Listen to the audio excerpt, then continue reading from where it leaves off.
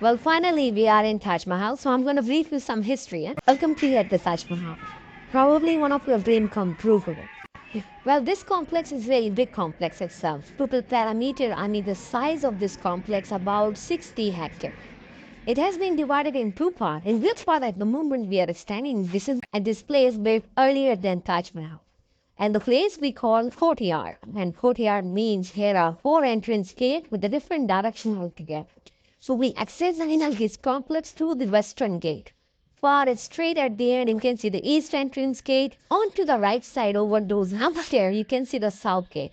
So these are the three general gates for the public to come in and go out from the complex. But over the left, you can see the northern gate, and that's the only entrance gate of Taj Mahal. Look more beautiful than the other three general gate of complex. As for an architecture, northern gate is a beautiful monument in itself. Well, that's the reason we consider the northern gate always like principal gate of Taj Mahal, even the main entrance to the Taj Mahal. Because when you go across the north gate, you will see the Taj on the left over there, back of the wall, and three, you can see just a dome of Taj Mahal. So when you go across the main entrance, then you will see an overview of main mausoleum with the first impression. Here. And all around here, everything look in a red, apart the main mausoleum into this complex. So all of this part is actually made by local stone. And this stone surface does not have any whitewash and paint on it. By nature, it has a color which looks like a red. As for the red color, we call the stone red sandstone, which is local from Agra. But Taj Mahal monument, entire building look in a white color because that building constructing the marble. And the material of marble is stone. They didn't got local in Agra, but they got in India. And that's the place called Rajasthan state because India is a really big country itself. That's why there's so many states, I mean the provinces. So one of the state known as Rajasthan, which is in the northwest of Agra city, into that state there is a little village where the marble comes from, the village called Makarana. And that is far from Agra, about 400 kilometers. So Taj Mahal actually started to construct early in 1600 century. That time people had no lorry, no trucks for the transport of marble. So how they brought the marble from there to Agra? By an elephant. And how many elephants they had for the transfer of marble? About 1,000 elephants they had for the transfer of marble, along with the bull cart, horse cart, and camel cart. That's why the main mausoleum Taj Mahal taken 17 years to finish. How we people comes to know Taj Mahal taken 17 years to finish because back in 1600 century, people also had no calendar, no computer for keep the records for such a year. So the king who constructed this monument by religion, he was Muslim, who used to live in Agra back then because he chose this city as the capital for his kingdom. And by religion, as he was Muslim, that's why the Muslim people never follow sun. They always follow moon. That's why they had a moon calendar. So by the resource of moon calendar, people comes to know Taj Mahal taken 17 years to finish. But Taj Mahal never been a living place for king and anybody else. You know why? Because of Taj Mahal is a place of grave. Yeah. Because king construct this monument in the memory of his wife after she died. And after completion the Taj, she was buried inside the monument. As for the grave of her, this is considered like a graveyard and mausoleum. So the graveyard mausoleum, that's the place never considered for living purpose. That's the king never used to live in this complex and no one else lived than him. Because Taj Mahal from the year of 1983 also become the UNESCO Monument World Heritage Site. As for the UNESCO World Heritage Monument, it does a lot of security. By the security, no one allowed to live in Taj Mahal. And even nobody living from descendants, generation of queen and the king in Agra. So nowadays Taj Mahal just a monument for the people to visit. And people allowed to visit Taj Mahal every day except Friday. Every Friday Taj Mahal remains closed for public for maintenance. And people allowed to visit Taj Mahal every day from sunrise till sunset. Okay. Because many people like to see Taj Mahal with the different lights of the day because of Taj Mahal change color. So when we get the sunrise in the morning from toward the east, so Taj Mahal changed color. It's look with the color of yellow, orange, and pinkish. During the day, Taj Mahal look pure white. As the sun get more strong and dazzle, that's why Taj Mahal look more white.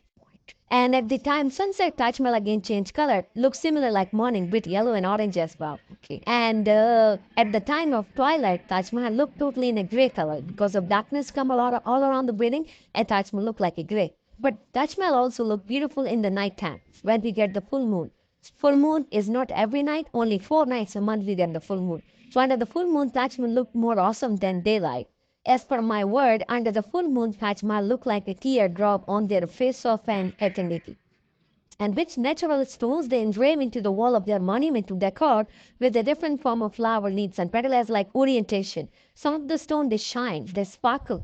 During the daytime, those stones sparkle upon the wall as like copper and glass.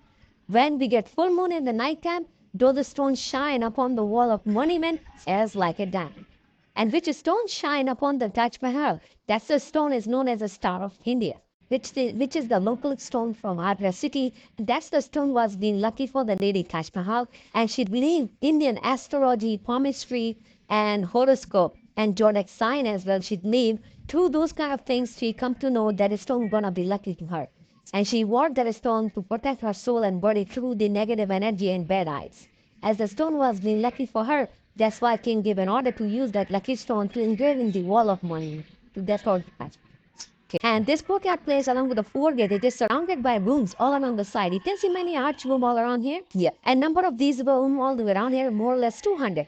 These rooms built earlier than Taj Mahal, especially for master worker. I mean the artisans. So people working those rooms as a master people, they were not Indian. All those master people come from Persia. You know the Persian? Persia is a formal name of Iran. Iran. So Iranian people was the main master back in 1600th century who worked into this room as a master who decorated the building by the beautiful orientation of flower handcraft. What kind of work they done to Taj Mahal? A little example of that art you can see all around the orientation of North Gate. Look at the center arch of the gate has the big beautiful white marble arch. Yeah. And beside the center arch you can see there are two little ornaments. Yes. So in those arches you can see the nice flower, leaves and petal with a different form and the color. While the people look at those beautiful color work from distance, they judge like color and painting up on the wall. But there is no color, no painting. They are all natural stones which is the engrave inside the marble after shaping such into the form of flower, leaves and petal. And Iranian they done those work by hand, no machine. So Taj Mahal totally man-made monument. In behalf man-made, Taj Mahal become masterpiece of art. But those are the material of stone which they used to make the flower, leaves and petal. They didn't got in India. Those are stone material they bought from other neighbor countries of India. Only two stone material they got in India. Which one? The red one from Agra and marble from Rajasthan state. So in their arch, you can see the red stone they used to make a flower. That stone has a name is a coral, which is the bought from Afghanistan. Center to the flower, there would be yellow color stone. From distance, you can't judge that. When you go closer, so you will see that yellow stone in center to the flower. That is yellow stone name is tiger eye, which is the bought from Indonesia and from your country as well. Oh, back in those times. And they also engrave the green color stone into their arch to make branches with the flower. That stone has the name is malachite. Malachite they bought from Africa and China. And all around the center arch of their northern gate, you can see there's some Arabic calligraphy. Yes. And they are not written by color and painting, they are written by stone. To written those Arabic verses, they use the black stone and known as that stone black onyx, which is bought from the Middle East back then. You know, Taj Mahal is Islamic monument because king was Muslim. Yeah. That's why they totally use Islamic architecture to construct the monument along with the Persian art influence. So this building has some of the Arabic verses all around their main entrance, all around the arch of main mausoleum Taj Mahal. So these are the verses taken from Muslim Holy Book Quran as it does a different meaning themselves. So which is the play written at the entrance gate? That's talk about paradise. Because Muslim people do not believe in rebirth, reincarnation like Hindus. They believe only one life, they believe in after death life. And they believe in judgment day as well. So which is the prayer written at the Taj Mahal that we talk about? Judgment day and after death life. And Arabic, Hebrew. These are the two languages only in the world. They always begin from right to the left. The rest means from left to the right. So that's why that Arabic verses calligraphy is starting from right to the left from the entrance. But the prayer doesn't complete toward this side on the entrance gate. If this gonna be complete on the other side of the main entrance. Because of the main entrance, it looks identical from either side. When you go on the other side of the gate, you will, when you take a look back at the entrance again, that will look same as like this side. So everything in this Taj complex, perfect, symmetrical. When you will see the Taj Mahal, When you will walk all around the Taj Mahal from all the four corners, you're going to find the Taj Mahal is looking symmetrical from all the four corners. Everything in this complex, perfect symmetrical, perfect identical as per architecture, except only one thing. So which is the thing is non-symmetry in the Taj? That's the thing I'm not going to let you know. You need to figure out yourself. That's the main thing which you come to see from far away. So don't be curious to find that thing everywhere while you walk toward the monument. So I'm going to give you a clue, which is the thing is non-symmetry in the Taj. That is remain inside the main mausoleum. So when you go up inside the main mausoleum to see the grave of Queen and the King, and inside the building, beside the grave, you're going to find the thing which would be non-symmetry in there. Okay. So that's the clue for you. And this was the whole brief history about this part of the complex.